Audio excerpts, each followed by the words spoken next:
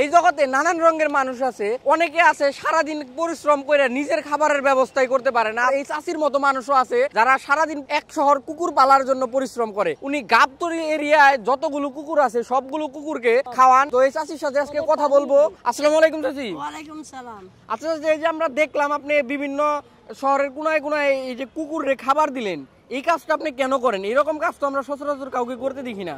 ওদের পাশে আল্লাহ আছেন আর আমি আছি, ওদেরও তো খাবার প্রয়োজন। যেমন বাসা বাড়ি জুলে সব ফেলে দেয় ময়লাতে, গাড়িতে, সেই গাড়ি চলে যায় বৈলাপুর, ওরা নিরাশা হয়ে যায় খাবারের জন্য। তখন আল্লাহ তাআলা আমাকে স্বপ্নে দেখায়, তুমি পশু পাখি অসহায়ের পাশে দাঁড়াবা। তখন আমি ওদের খাদ্য বহন করি, কুকুর, বিড়াল, চড়ুই পাখি, কাক ইত্যাদি। এইসব প্রাণীর তো আসলে খাদ্যের ব্যবস্থা মানুষের করার কথা না। এটা খাদ্য একটা মা এখানে আছে 20-30টার উপরে এক এক এরিয়া, ওদের খাদ্য কোথায় পাবে? কেউ তো দিচ্ছে না। আপনি প্রতিদিন কতগুলো কুকুরের খাবার দেন? আমি 100-200-র উপরে হবে। 100-200-র উপরে কুকুরের খাবার দেন। এই খাবারগুলো আপনি পান কোথায়? আমি কখনো মুরগির আমরা রিক্সা ভাড়া করি 2 বার, 100 টাকা যায়। তারপর সেন্টারে বিয়ার খাবার হয়, সেখান থেকে বুয়ারা ওদের বকশিশ দিই, রিক্সা ভাড়া যায়। আচ্ছা, এই খরচটা আপনি কই পান? এই যে আপনার যে কস্টিং আছে। তারপরে আমি হাত পাইও 10-20টা সবাই চিনে, যারা ভালো লাগে পশু পাখি তারা কিছু দেয়, যা পাই ওদের পিছনে দিই। সারাদিন ওদের খাবার দিই। আমার খাবার তেমন খাই না, কেউ আমার খাবার দিলে ওদের খাওয়াই। সবাই খালি। আপনার কি সংসার পরিবার নাই? আমার হাজবেন্ড মারা গেছে, যুবক্রিয়া ডাইরেক্টর ছিল, উনি 8 বছর মারা গেছে। একটা ছেলে আছে, জিনারা থাকেন, নাতনি আছে 3টা।